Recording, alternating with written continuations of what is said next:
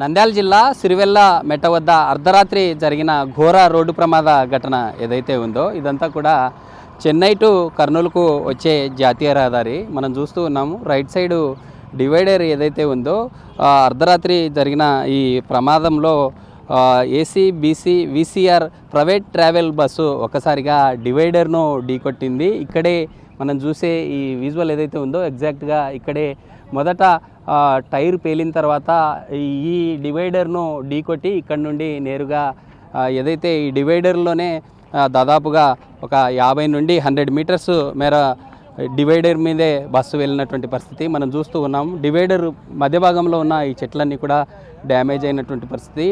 ఈ మార్గం గుండానే కొన్ని చెట్లు కంప్లీట్గా బస్సు వెళ్ళినటువంటి స్పీడ్ దాటికి చెట్లన్నీ కూడా ఊడిపడినటువంటి పరిస్థితి మనం చూస్తూ ఉన్నాం. ఏదైతే లెఫ్ట్ సైడ్ మార్గం ఉందో లెఫ్ట్ సైడ్ టైర్తో పాటు రైట్ సైడ్ ఉన్నాం విజువల్ దాదాపు 100 మీటర్ల మేర ఇదే డివైడర్ మిన్నే బస్సు ఒక్కసారిగా డివైడర్ను ఢీకొట్టిన తర్వాత ఇక్కడ నుండి నేరుగా ఎదురుగొస్తున్నటువంటి ఏదైతే కర్నూలు నుండి చెన్నైకి వెళ్ళే జాతీయ రహదారి ఉందో ఎదురుగా వస్తున్న కంటైనర్ను బస్సు ఒక్కసారిగా ఢీకొట్టడం జరిగింది మనం చూస్తూ ఉన్నాం. మరోసారి ఈ డివైడర్ దాదాపు ఒక 50 to 100 మీటర్స్ ఈ మార్గం గుండానే బస్సు ప్రయాణించిన తర్వాత ఇక్కడ నుండి నేరుగా మనం చూస్తున్నాం.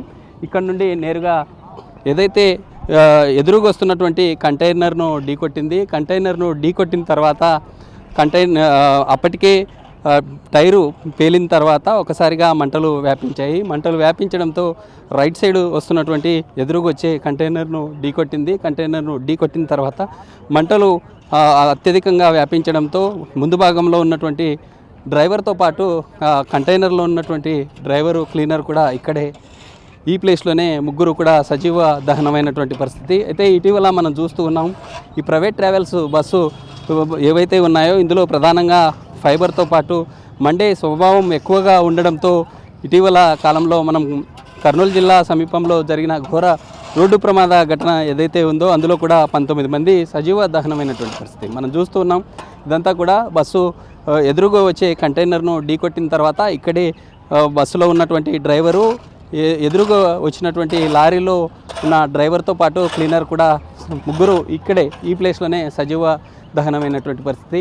బస్సులో ఉన్నటువంటి పార్ట్స్తో పాటు లారీలో ఉన్న ఏదైతే కంటైనర్లో ఉన్నటువంటి 2 వీలర్ వెహికల్స్ అన్నీ కూడా ఖాళీ బూడిదైనటువంటి పరిస్థితి మనం చూస్తూ ఉన్నాము. ఇదంతా కూడా పోలీసులు కావచ్చు ఇటు రెవెన్యూ ఇతర సంబంధిత అధికారులంతా కూడా ఇక్కడ నుండి నేరుగా బస్సు కంటైనర్ను కూడా ఇక్కడ నుండి తొలగించి పక్కన పెట్టినటువంటి పరిస్థితి. అయితే ఈ మార్గంలోనే ఎదురుగా వచ్చేటటువంటి వెహికల్స్ ఏవైతే ఉన్నాయో బ్యాక్ సైడ్ వచ్చే లారీ మనం ఒకసారి అబ్జర్వ్ చేస్తే హైవే ప్యాట్రోలింగ్ సంబంధిత వెహికల్ ఏదైతే ఉందో వెనుక భాగంలో వచ్చే లారీ డ్రైవర్స్ అంతా కూడా అప్రమత్తమయ్యారు.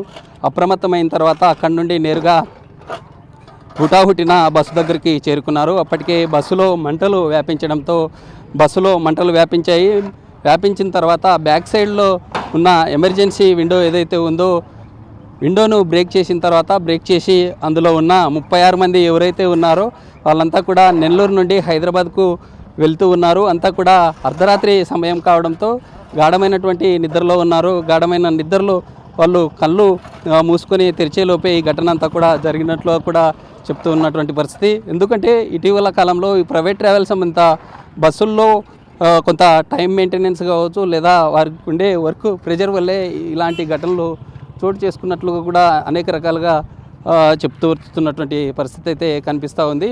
అయితే ఇప్పటికైనా ఇటు అధికారులు కావచ్చు లేదా ప్రైవేట్ ట్రావెల్ సంబంధిత వారు కూడా కొంత అప్రమత్తమయ్యి రానున్న రోజుల్లో వీటిపై కట్టడి చేస్తే ఖచ్చితంగా కొంత మారే ఛాన్స్ ఉందంటూ కూడా ఇటు పబ్లిక్ కావచ్చు లేదా ప్రైవేట్ ట్రావెల్ సంబంధిత వారిపై కఠినమైనటువంటి చర్యలు తీసుకోవాలంటూ కూడా కోరేటటువంటి సిచ్యువేషన్ అయితే కనిపిస్తుంది. For more videos like this, subscribe Big TV channel.